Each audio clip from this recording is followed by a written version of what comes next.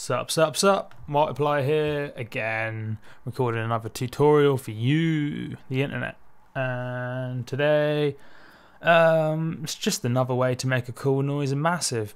Pretty standard for me, right? Because basically, I've been working on this track, and yeah, it's not finished obviously, but got some pretty cool electro-y noises. I mean, I think it's electro, that's why I called them Electro. Some cool noises, and I'm gonna make them in massive.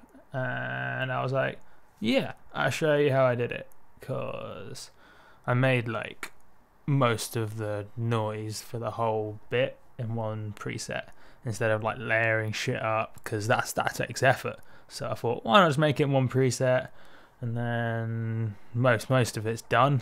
So that's what I did. And I thought, yeah, I'll show you what I did. Yeah, so I'll show you from leading up to the drop, like the end of the build, and then the drop, and then a bit of it. I'll just let it play for a bit, and then if you like it, hang around, and I'll show you how I made it in massive.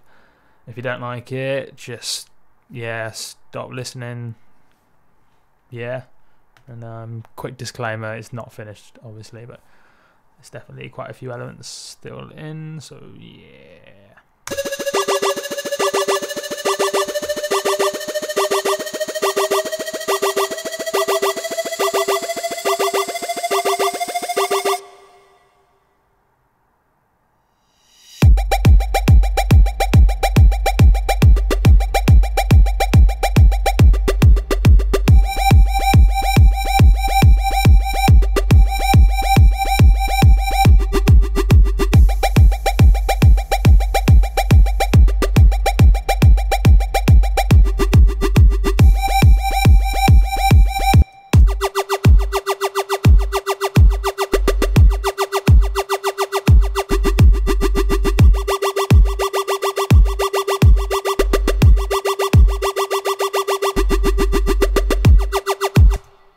Cool, so you get the idea. It's it's a bit mental, but I guess it's just that it's something that you might not have thought of making. That kind of, is it wobbles? I don't really know, but that kind of noise. I'll just show you a way of doing it. Yeah, so it's all based on the same idea, just with different settings. So I loaded up the preset ahead of time because I'm prepared like that. So yeah, looks a bit like this, and yeah, just to show that it is the same one, or it's one of the synths.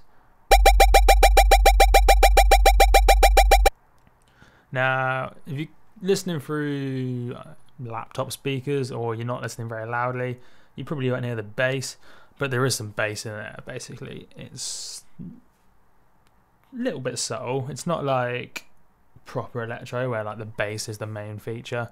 It's more just in there because it just makes it a little bit more full for the actual drop bit. And of course in a club you don't even need that much, like you don't need to be cranking the bass every time. Sometimes it's nice just to let the kick do most of the work, because yeah, we've all made dubstep with like crazy bass that's just like filling up like maximum amplitude the whole time and starting to do something different. And of course, like some of the wobbles like these don't have any bass in, which mixes it up nicely, so it's like all hits and feels full, and then it kind of empties out a bit, and then it comes back in with some bass, and it's subtle, it's nice. So yeah, what did I do? Pretty simple preset actually. Of course I clicked that button, which, as I've said a million times, if you don't know what it does, click it, because otherwise you're going to get confused and annoyed. One day I will explain what it does, but just click it. It comes just unclicked by default, and that's annoying, so click it. And other than that, another one like standard thing to consider is the amplitude one, which is this one. It's connected to the amplitude, the fourth envelope. Pretty standard, like normal sort of attack, levels basically to full. Standard release. It's pretty much default. It's like sustained. If you're having like a if you let in the modulations in the synth do all the work, then for the amplitude of just the note in general, you pretty much want this level right up, pretty much at the top. That's an important thing. Again, if you haven't quite figured out what that does, just make it look like this. Make number 4 look roughly like this. I mean, I think it's only the level one you have to change. I'm rambling, but that's what I do. Cool. So what else is it? Basically, all 3 oscillators are doing stuff. Not using any filters, not using any effects, because I like to process it. More recently, I've got into the habit of processing the sound after it's kind of come out a massive, just because like I have more choice of reverb, for example, and I have more choice of chorus and phaser if I just do it afterwards. Although, of course, if you need to modulate it, then it's better to do it inside, but whatever. I haven't used any effects, I haven't used any filters, basically haven't used any of this, any of that. It's all in these oscillators, and that gives you the backbone of the noise.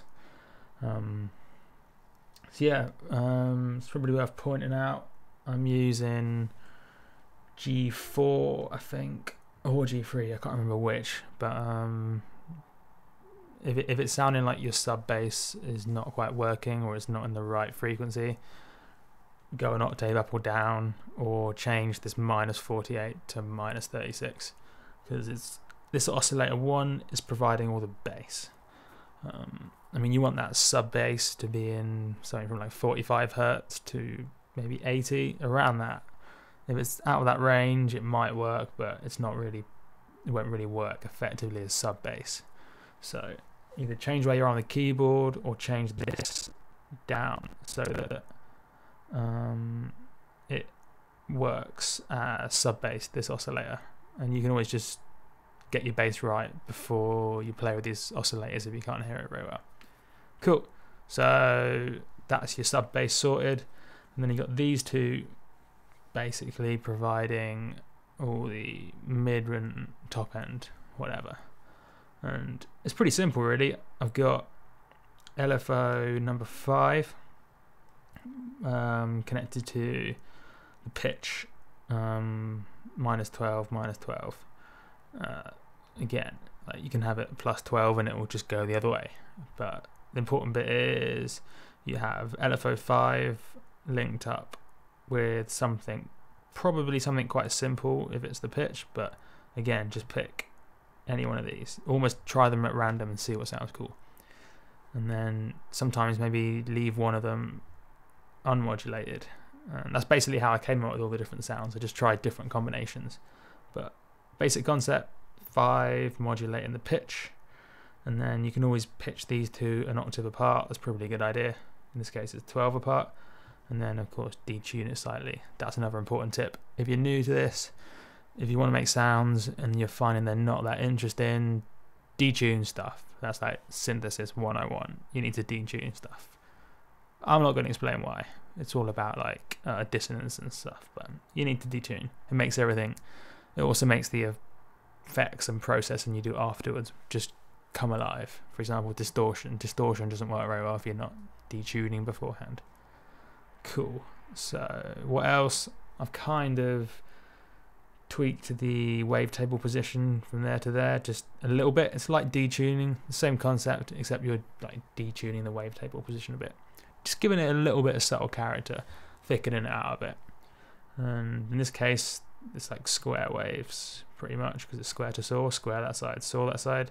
But I think it's probably better if you choose a simple wave as opposed to something mental like, I don't know, kangaroo. Kangaroos are too mad, they'll freak you out. So just stick it on something simple like squares, saws, something that's triangles maybe. Triangles are nice. And then I don't know why that intensity's there. It should be like that, possibly. I don't know. Again, the details don't really matter. Like, it would be pointless if I just started the tutorial and said, this is how you make this sound. You start off, you move this to just about there, this to just about there. It's like, that's stupid. Make your own sound, keep tweaking it until it sounds good. Also, worth noting what I've been doing with LFO5. In this case, I wanted a triplet feel, because it's the kind of track I wanted. I wanted To give you an example I wanted, I liked EKG by the Boys Noise, I don't know, EKG by whoever, and it had a cool triplet thing, and I wanted to kind of speed it up to 140, give it that kind of slightly mental vibe, really ravey, so I call it crazy ravey track. So yeah, the 112 is basically the triplet thing, it's the triplet ratio. 1/16 works just as good. Sometimes if you want just a different kind of noise, change it down to something like that. I don't know. Just keep playing with it. That's the thing. Set up this basic framework that I have and then play with it. So LFO 5. Basically, if you don't know what these do, click them. Don't use that as a general rule for massive, because it can ruin things a bit. But in this case, it's like that button. If you don't know what it does, click it. Otherwise your noise is going to sound different every time, and then you're going to be like, oh, what's going on, that's stupid. So yeah, leave everything else default. If you start screwing with that or that, it's going to fuck things up. Number 6, this is where the slightly more interesting thing comes from, because this might be I shouldn't have left this bit till this far into the video, but this is basically where the wobbliness comes from. Like, it's where the amplitude of the wave is kind of decided. It's where the modulation comes from. There are lots of ways to do it. I particularly like this way, so it gives it some nice interesting stuff. Now this 5 modulates the pitch, as you see, modulates it down, and of course people get annoyed at me when I keep showing you every time, but if you don't know how to route these LFOs, just click that arrow and click on it and then just drag it up and down, double click to reset to 0. So number 6, I've got it all set up the same, literally the same, except I've chosen in this case 4, 5, but you can choose any of these, like bending, different fall, vibrato, just have a play. And then I've routed this to the amplitude of these two, and if you remember, that one does the sub bass, these two do the mid range and the top end. So I think what this is doing, this is basically the way by the way, you click and drag to change that if you don't know. It's kind of a newbie tip, but whatever.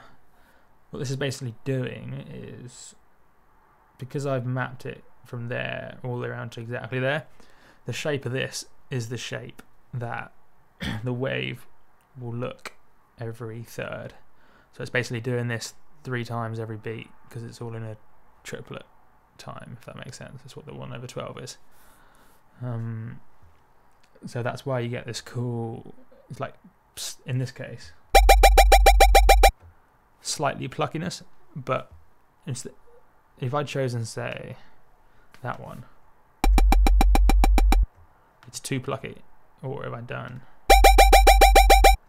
it's slightly thicker. So you can kind of, by choosing different ones, it's like choosing the decay almost. It's choosing the shape of the amplitude, and because it's going so quickly, like that little bit, you don't really hear. It's just kind of like an extra. It's like a weird delay. It's just having this cool shape makes the pluckiness different. It gives it more character, and you always want character. You don't want to make the same shit. So I don't know, if we're choosing something different, like this will sound mental. You see, it's like plucking 3 times every time, so it's like even more rolly.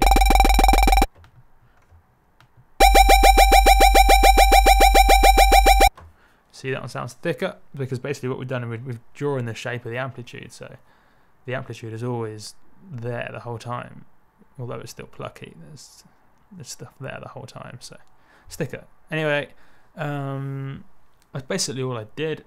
And then, if I remember right, I haven't even done it yet, but I've got a reverb set up over there on A, and the A return. So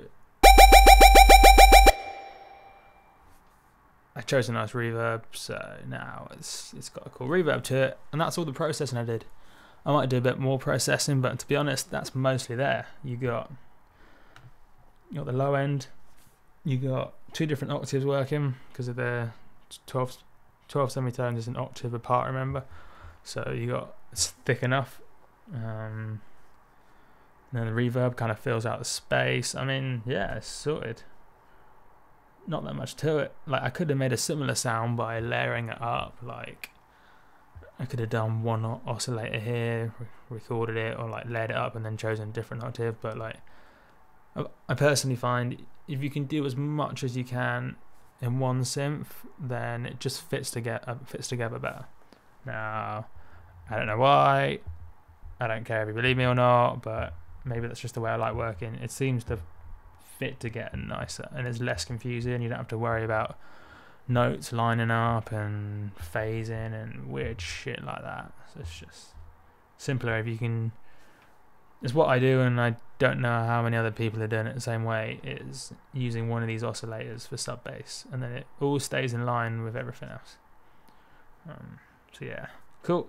Anyway, it's mostly just a weird routing system. If you're not new to Massive, it's just routing. I guess the crux of it is routing an LFO to the amplitude and then having it 1/12 just to give you that right sort of triplet vibe. You could have chosen 1/16 too. Then of course you have to change this one to 1/16, otherwise it won't work right. Like you'll have the pitch not working in the same rhythm as the other modulation. So whatever, not sure what my point was, but I don't know, it's the same kind of shit I always do for these Massive tutorials, and some of you like it, so sweet. Rambled a lot as normal, so I'll call it a day. Do suggest stuff if you have any ideas for me to do, but please don't just say like do a Cohen sound or do a South Central sound, because like I don't know what you mean.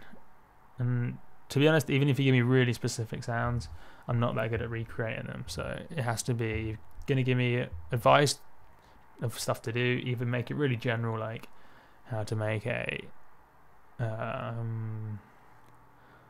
bass sound. Actually, that's stupid, don't say that. How to make a snare. It could be something like that, and then I can just show you how I do it, because that's all I do at the end of the day. And then, or it can be a specific mixing tip or specific mastering tip. Try and make it specific, because if you just say how to mix, it's like I can't tell you much of any use. I can give you some general ideas, but yeah, try and make specific. And yeah, cool. I've been Multiplier. Check me out on Facebook, SoundCloud, Twitter, YouTube, the whole lot. Links below, and I'll keep trying to do these tutorials, because yeah, they're not too bad. I don't mind doing them, and I found them really useful when I was learning, so it's pretty much how I learn. I'm not taught by a book or a class or school or by a human being. Just sat on YouTube, looked at some of these to get a few tips, and then just keep playing. Like, fundamentally, there's no right thing to do. Like, if it turns out it's better to do that, or it's better to choose bend, I mean, I don't know why it would do. In this case, it probably doesn't sound as good, but if it sounds good, who cares? Like, maybe use this for inspiration, and then you'll end up getting a sound that sounds totally different, but that's cool. It doesn't have to sound exactly the same. That's not the point. It's more just, if you're new to Massive, say, or you're running out of ideas of a way to route things to come up with different sounds, then maybe you've got an idea. Maybe you haven't. Maybe you skip to this point and you're like, what's he talking about? But that's what I do. If you enjoy it, whatever. If you don't care. My video, do what I want. Cool. Laters, yo.